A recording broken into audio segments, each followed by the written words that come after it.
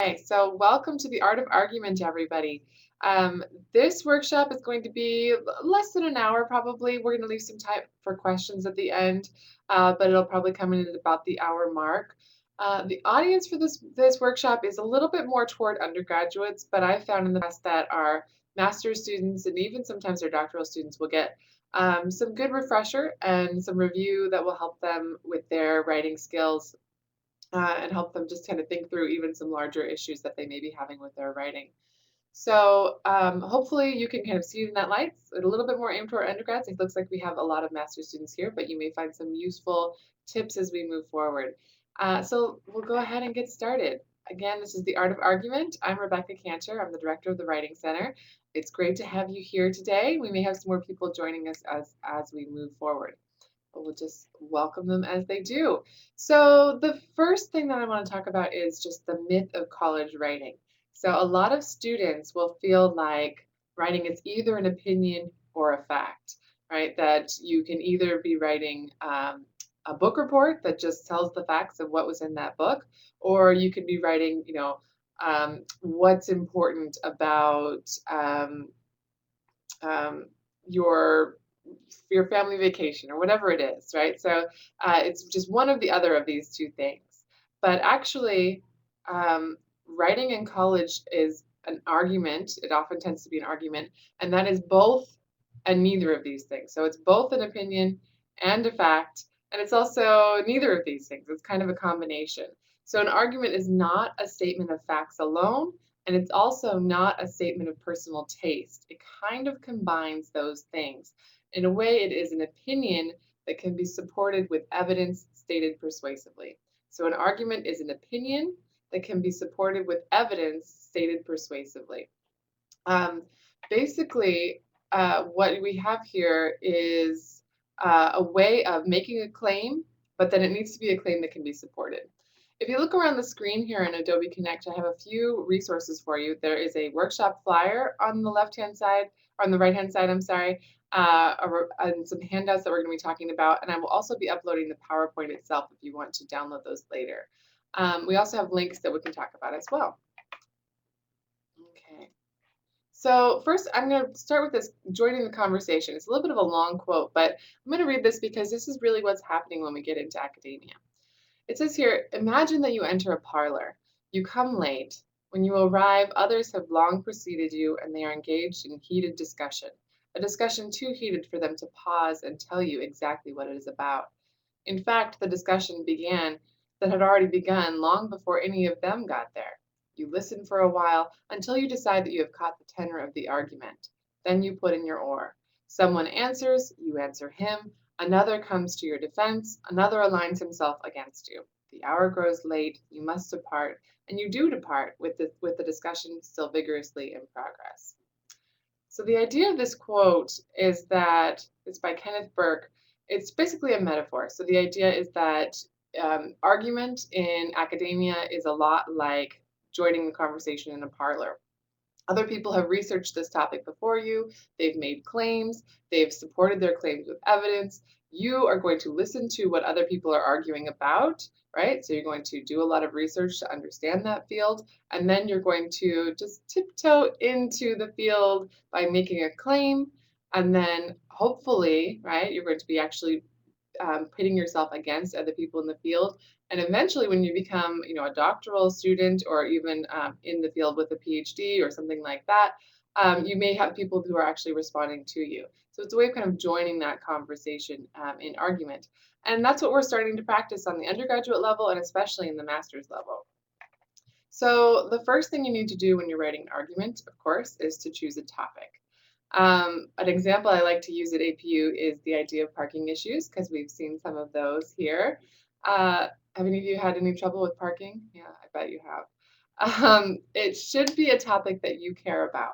So even when you get an assignment that feels very specific, often there's some wiggle room in there. And if you have a conversation with your professor, you'll be able to find a topic within the larger topic that's something that you care about. And that way you'll be able to stay more inspired by that, not dread doing hours of research on it, and actually propel yourself forward when you're in your writing process. The topic should also be something that's focused. And what I mean by that, you can focus a topic in different ways. But for instance, if I asked you to go and take a photograph of a parade, there's a couple of different ways you could do that. The first would be you could zoom way out and look at the whole parade, right? So that's a very valid way of focusing on a parade. But then the details of that would be very blurry. You wouldn't be able to see them specifically.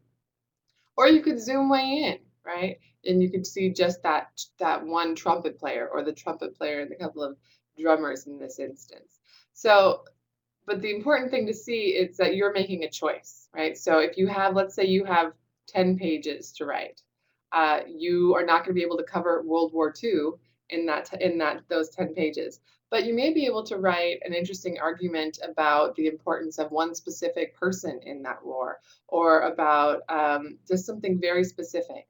The importance of socks to the soldiers, right? Okay, that's really specific, but something actually that zoomed in could still be very clear in those 10 pages. Um, if you have 200 pages, you can cover a much larger topic, or you can just cover it more vaguely, either way. So for if you have 10 pages, you could talk about World War II more generally, but you're just not gonna be able to get into the details, or you could talk about something very specific. But you need to think about your frame and what's gonna actually fit into that framework. The next step is to gather information. Some of the ways that we recommend doing that, well, obviously they're varied, but you can think about the who, the what, the where, and the when of your actual topic. We have a handout on argument, which is available in the file window on the right-hand side. And it gives you, kind of breaks down um, an example of topic and then how to make it more specific. So the example it gives is if the topic was, for instance, TV and body image, okay, that's great, but then how can we make that a little bit more specific and what questions do we want to delve into more deeply? So the who in this situation, in this example, is teenage girls, right? So now we're talking about television and body image as it relates to teenage girls. And then where? In the United States, or you could get more specific in California, for instance. And when is also really important when you're doing your research. Since 2000 might be a good time frame. But you want to think about all of those things and how you can make things more specific in that way. Okay, good. So right now I'm just going to take a quick pause and I want you all to let me know what kinds of writing projects you're working on. So if you could put those in that chat window, I'd love to hear just what kind of writing projects you have coming up. Do you have any arguments assigned for the semester? What do you have going on? So you can put those right in that chat window. What's an argument that you are writing, something you're working on, something you're researching? And that way I can get a little bit better insight into what kinds of things you're going to be gathering information on and arguing about.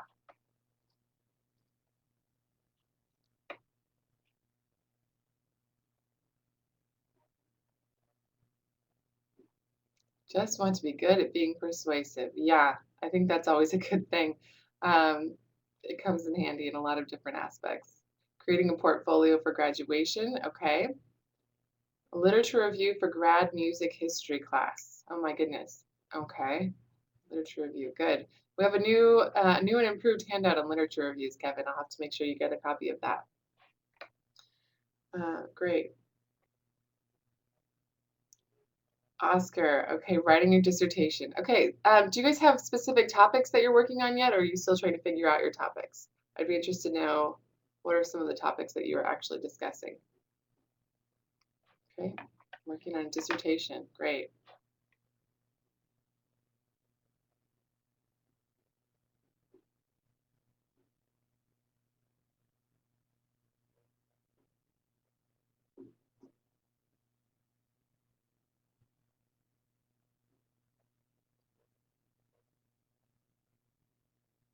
Says multiple attendees are typing, waiting with anticipation.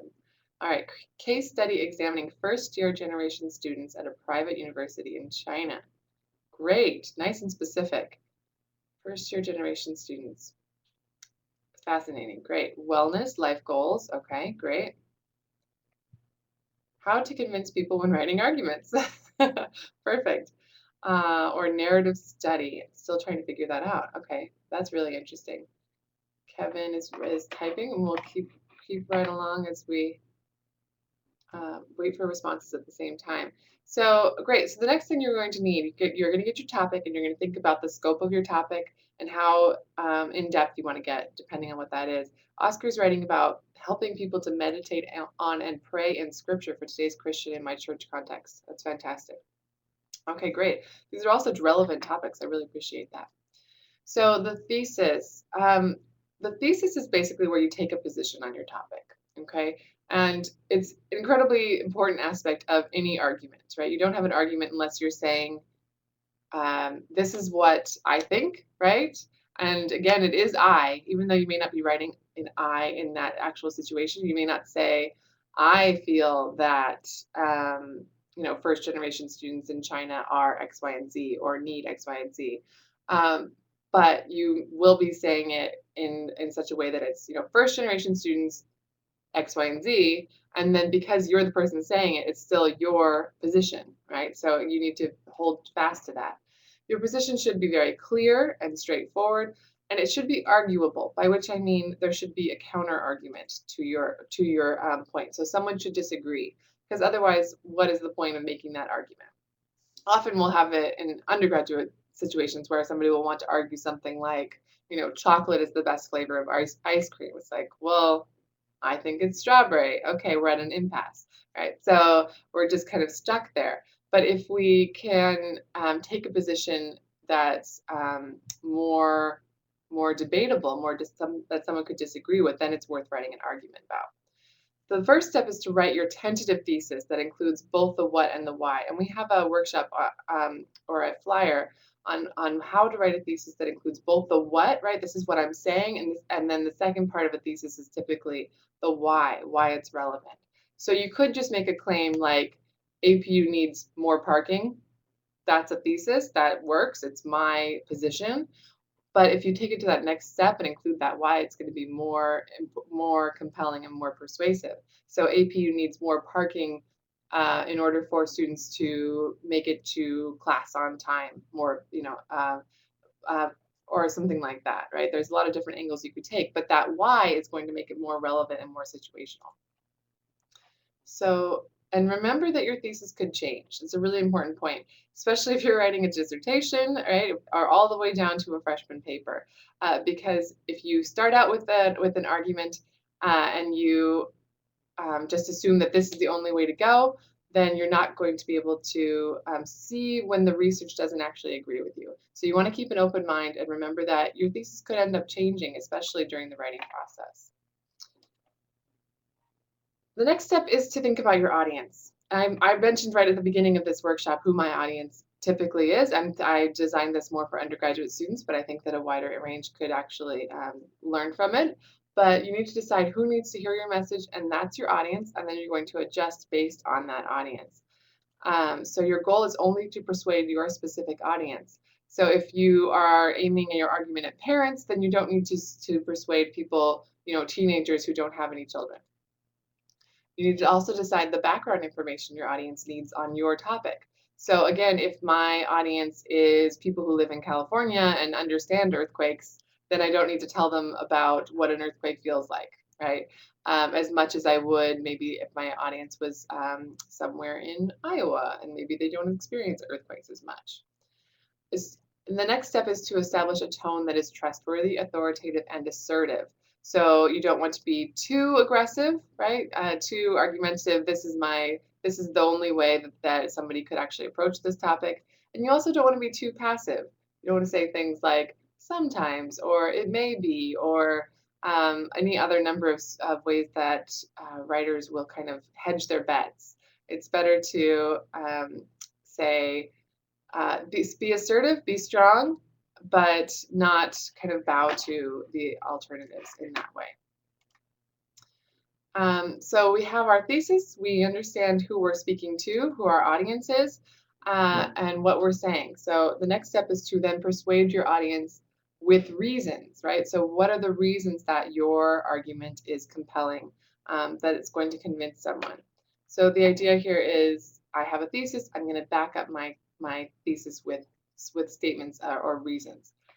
And then you're going to support your reasons with evidence, right? So APU needs more parking. One of the reasons is because students are often late to class because they're circling the parking lot. My evidence could be a lot of different things. For instance, facts, right? I could observe the parking lot for a week and show every time a car loops past this certain spot more than once, I could tally that or something. That would be a fact.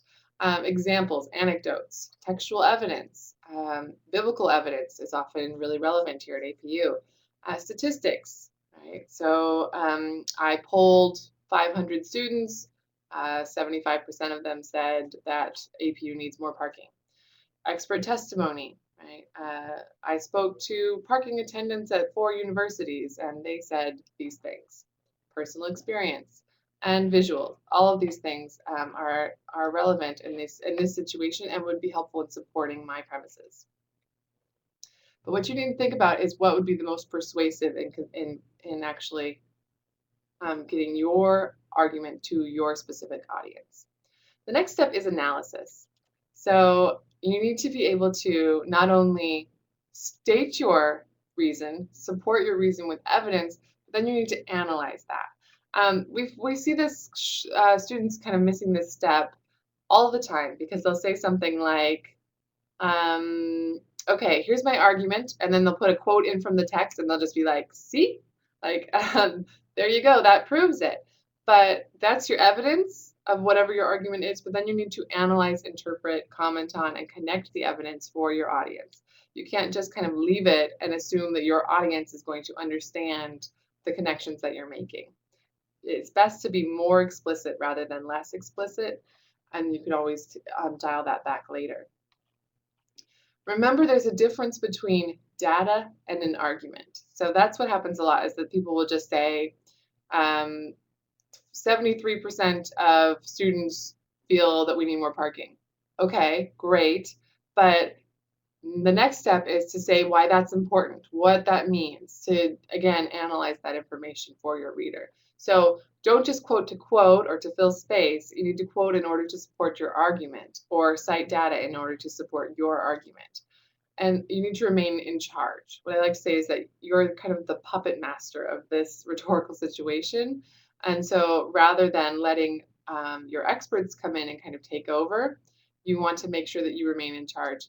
One way to do that is very simple. It's called what's called a signal phrase. So rather than just dropping a quote into your text and letting that quote speak for itself, you would say something like,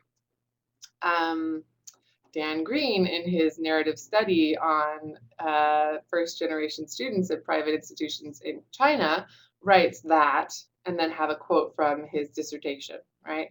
That way, I'm situating that quote and I'm making it clear where it comes from, okay? First of all, I'm introducing that author and letting that author speak for themselves, but then the key is that I'm going to come back behind the quote and say, this is important because, right? Or this is relevant to my argument. Not necessarily in that many words, but you're going to be able to kind of connect it to what is your main argument. Does anybody have any questions about that? The idea, again, is to remain in charge. So introduce people, let them have their moment on the stage, but then make sure that you come back and relate everything back to your thesis.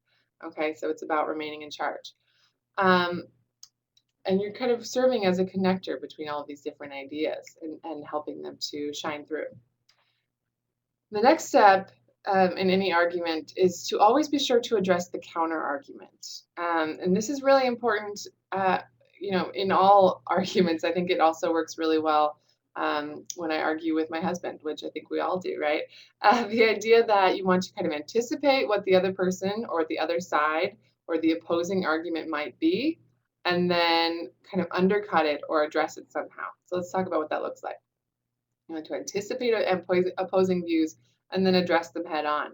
What you don't want to have happen is have your reader, your audience, say, well, this person didn't address any of these things. Like, they wrote a paper about parking at APU, but they didn't talk about the trolley system at all and how the trolley system helps, cut down on traffic.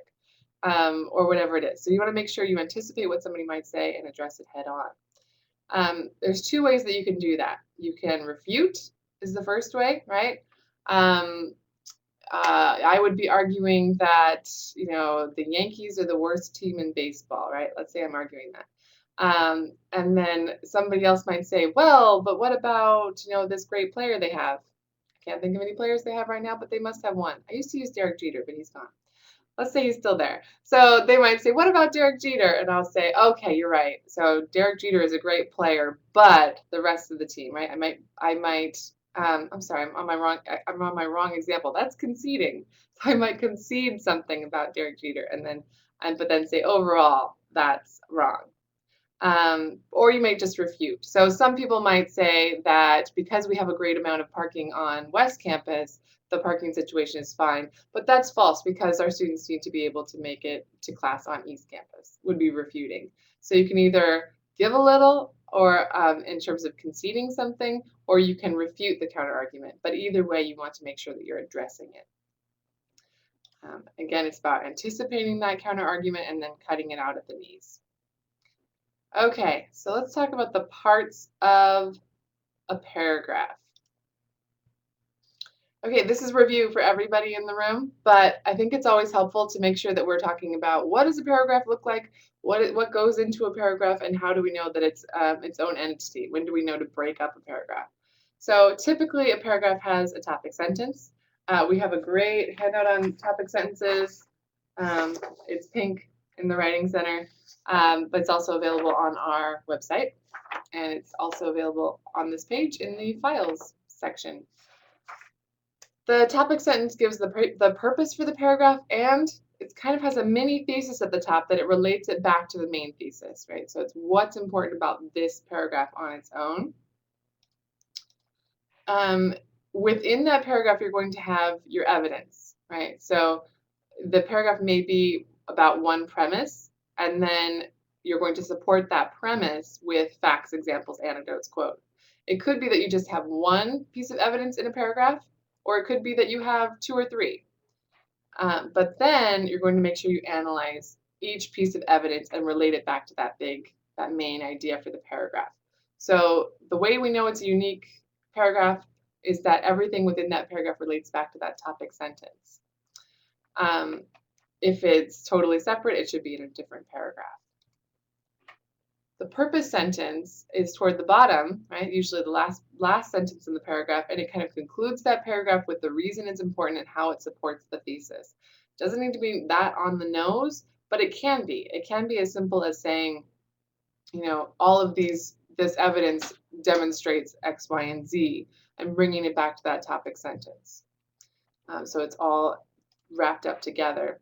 Within the paragraph, you'll also have transitions that help your reader move between ideas and paragraphs and show how ideas build on each other.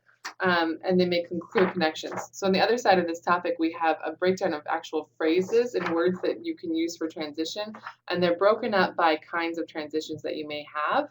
So for instance, if you are conceding something, you may transition from one thing to the next by saying, although it is true that, or granted that, or I admit that, or naturally, some people think this, or of course, and then you're going to give your counter argument.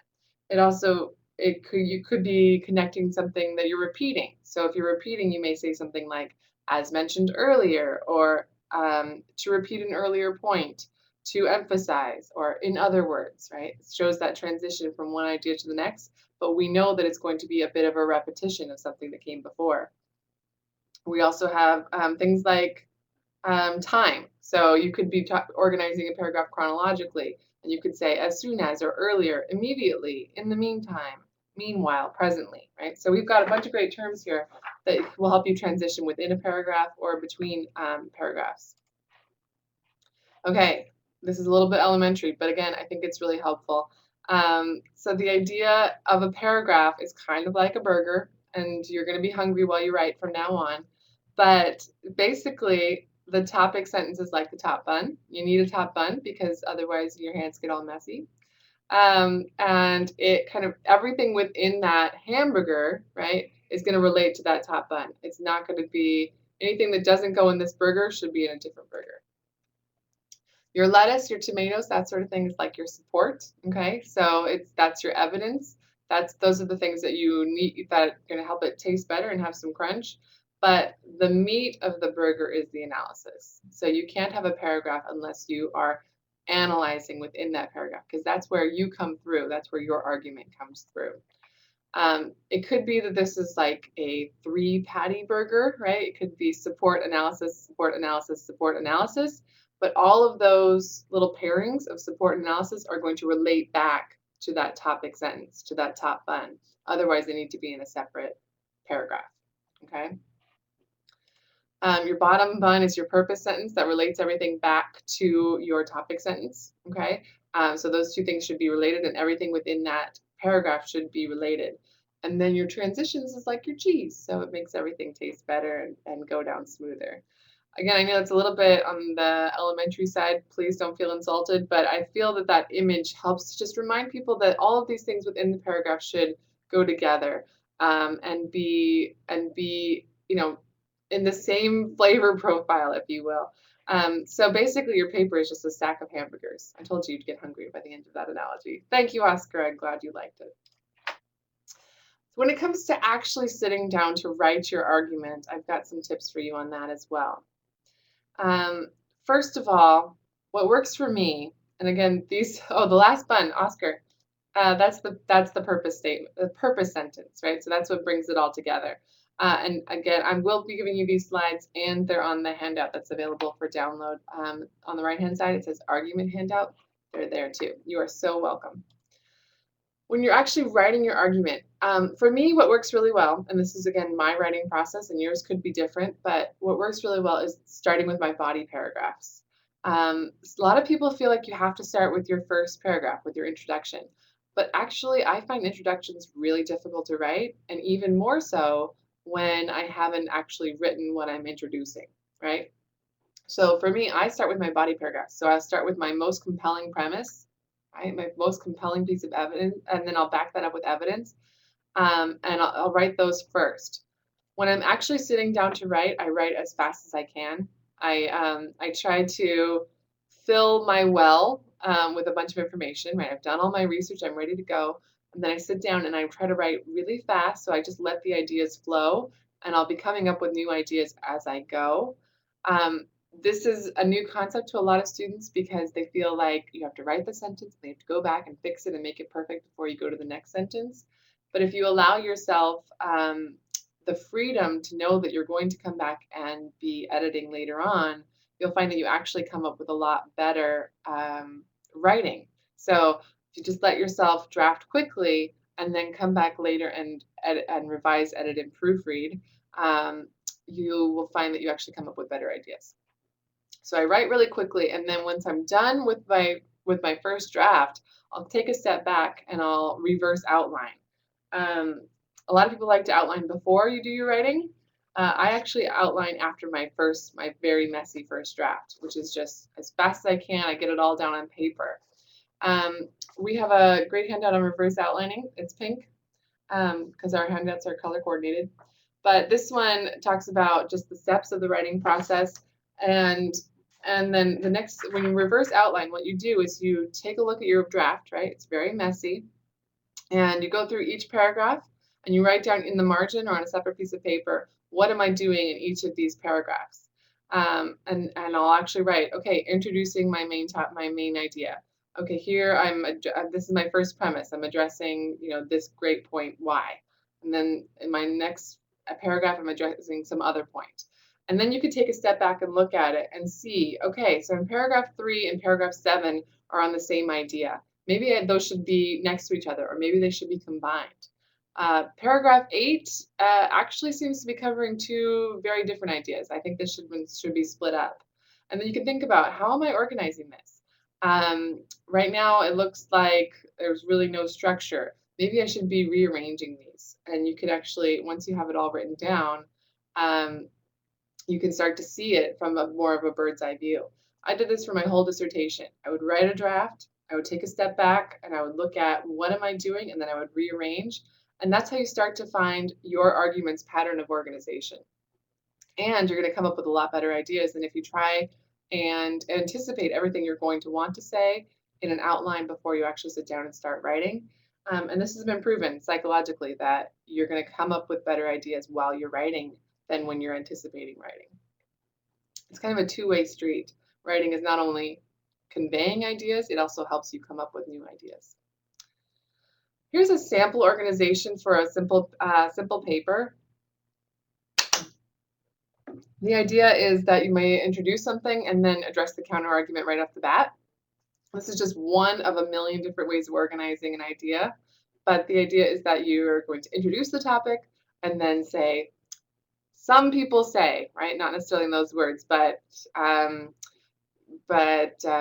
scholars suggest that, or you could even include a specific scholar that X, Y, and Z. They're wrong because, right? And then you can kind of rebut that argument throughout the paper and then show your conclusion at the end. That's just one way of organizing a paper. I wrote here, where does the thesis go? Most people would say that the thesis goes at the bottom of the introduction. That's very valid. But it really does depend. Sometimes you want to put your thesis in the conclusion, depending on the rhetorical situation. There's a lot of different ways to go. It says, be sure to use logical order and transitions between ideas, right? So again, how are you setting this up?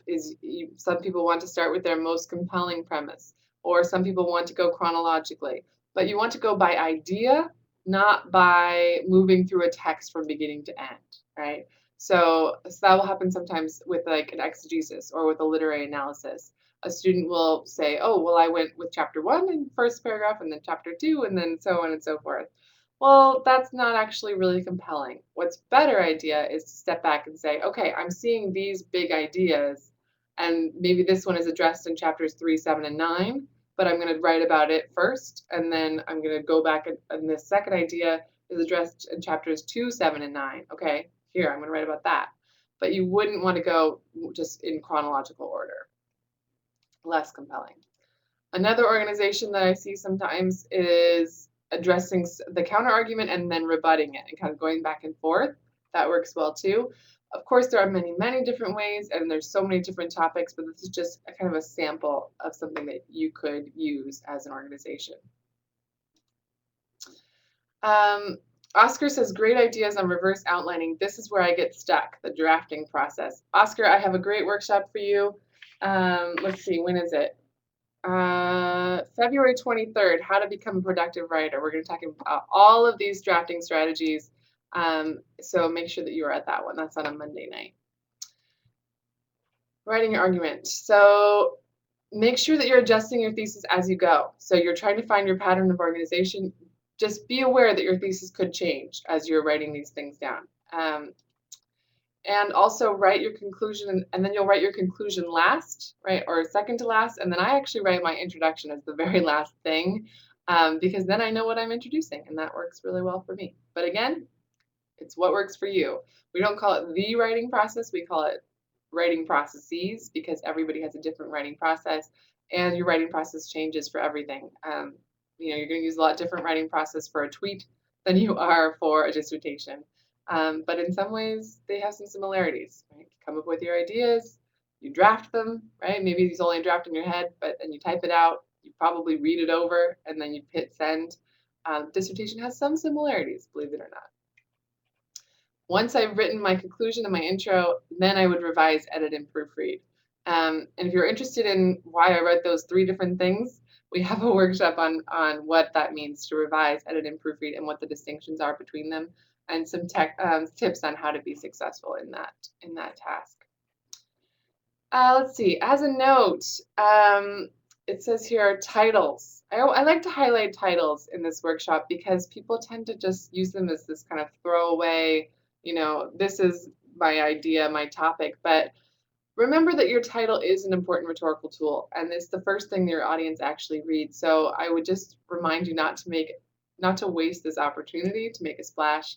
One thing I do when my students turn in papers is I'll just read them all out loud, just the titles. So I'll just go through and be like, okay, title, read them out loud. And students are like, oh, my title is so boring. I'm like, yeah, it really is. Like, how could we spice this up a little bit?